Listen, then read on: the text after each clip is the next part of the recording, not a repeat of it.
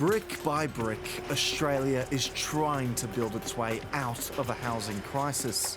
The states in the Commonwealth have set a target to build 1.2 million more homes by 2029. But the Iran war has caused a supply chain crisis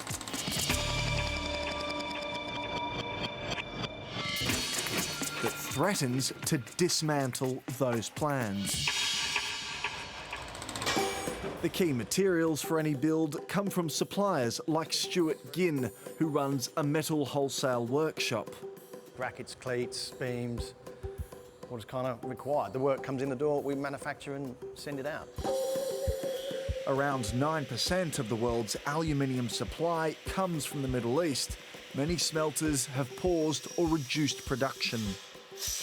We don't know how bad this supply shock's going to get. It's only just starting. The price of aluminium has surged by 18% since February. We pass it on to the consumer straight away. We can't absorb that.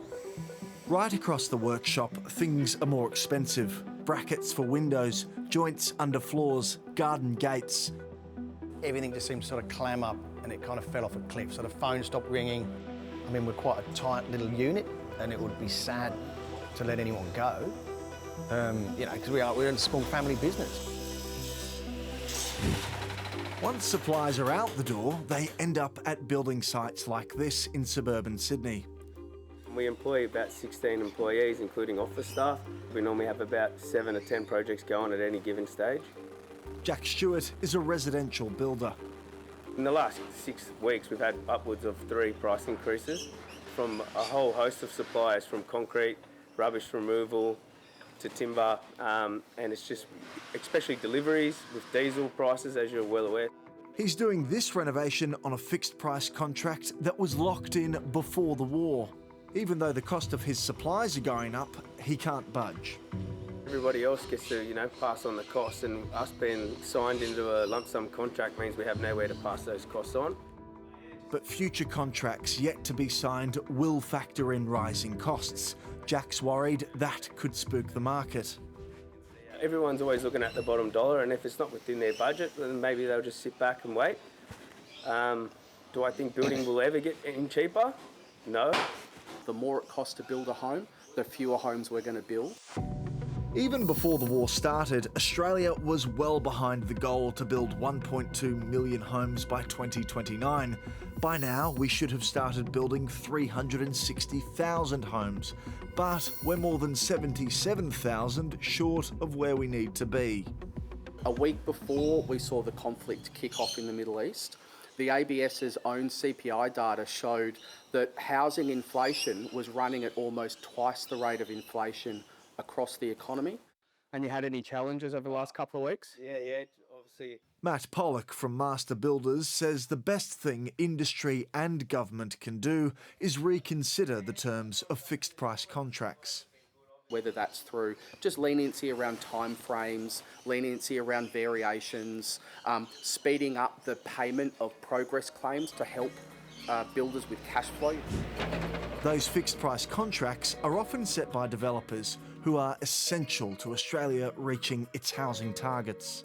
So we've got planned 180 homes here. 30 of those will be terraces and 150 home and land packages. McDonald Jones is part of Next Building Group. They're hoping to turn this green wasteland into homes by 2028. And homes here will probably be selling then by about 1.2 to 1.4 million. This isn't their only site. They've bought several parcels of land across the state and plan to build 900 homes. They're less exposed to this latest shock caused by the war. With volume comes a certain size, provided you have your structure and your financials right, which obviously we do.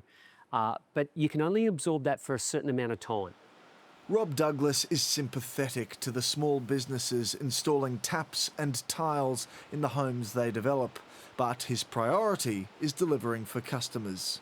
I think it's important for all builders to be very vibrant and solvent, but at the same time, we've got to run our show. And the most important thing is that we complete that dream of getting them into their new home.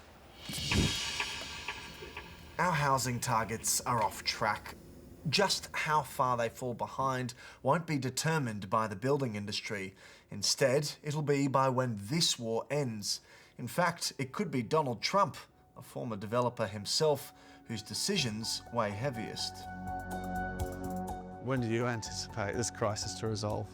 I think this crisis is caused by a higher power, and I think if I could predict that, I probably wouldn't be in the building industry.